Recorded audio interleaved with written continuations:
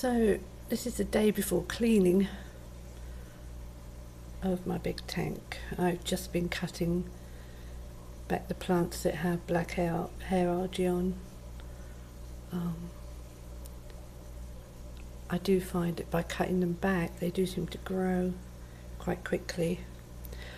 The only plants that seem to be really suffering are the Anubis plants. They just don't seem to be recovering at all.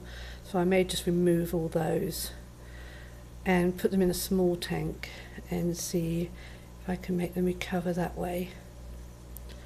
All the rest of the plants seem to be okay, just being cut back, and they grow quite mad then. I just took my very tall plant down from there. It was nearly up to the top. But it had so much black hair algae on this stem. I cut the stem off so far down. I leave the stems because new plants grow.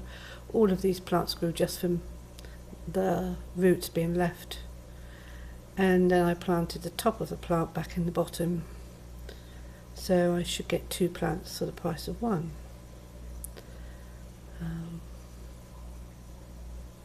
I moved the red plants I had there over here because they were suffering a bit from dieback, so I took all the bottom of the plants off that they came as and put all the new growth over in this corner. And so it seems all my cories in here seem to be breeding quite well. This morning they were all laying eggs in this corner. And my angelfish had a field day, and he had eggs for breakfast. I had a lot of black hair algae starting on this decoration, but my snails have really done a good job.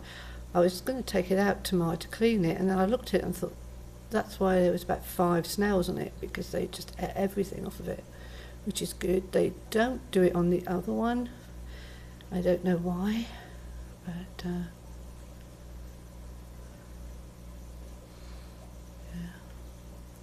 I've found that some of my females seem to have quite nice tails now. I'm having to breed most of the females to have very colourful tails. There's Victor, looking miserable as ever.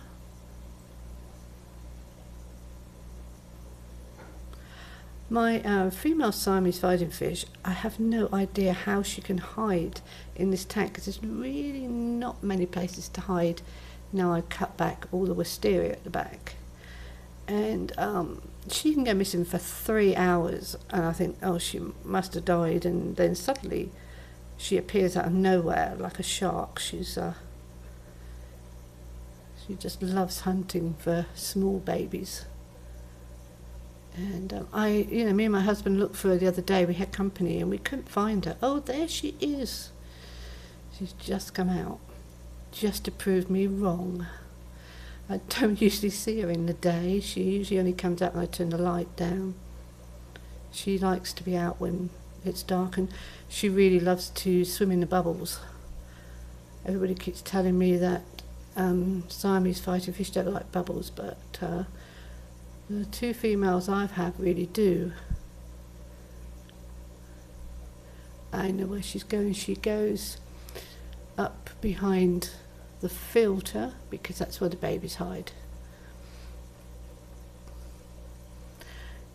So when I'd clean my tanks, I usually, the day before, I cut back as much of the black hair algae as I can reach off the plants, and then the next day all I have to do is take the water out, trim back any plants I can't get, clean the glass, and then it's done. And then I put the water on my flowers, who are doing really, really well. I've got some beautiful flowers in my front garden. Fish water is just the best. I do wonder what Sapphire's looking for down there.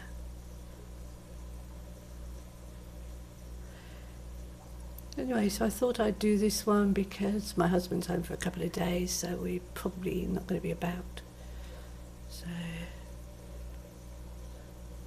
I do love all the colours on these male guppies.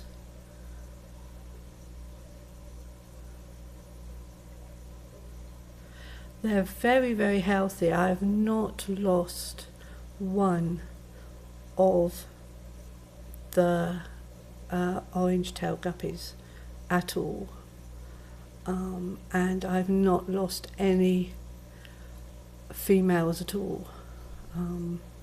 I check my tank every day for dead bodies, and the only ones I ever find dead are the yellow-tailed males with like the white bodies, and I've stopped finding so many of those. And I've only lost 5 in 5 months. I don't suppose to many people that's a lot, but I like to keep my fish a very long time, and I'm pretty lucky that most of my fish do live quite a long time.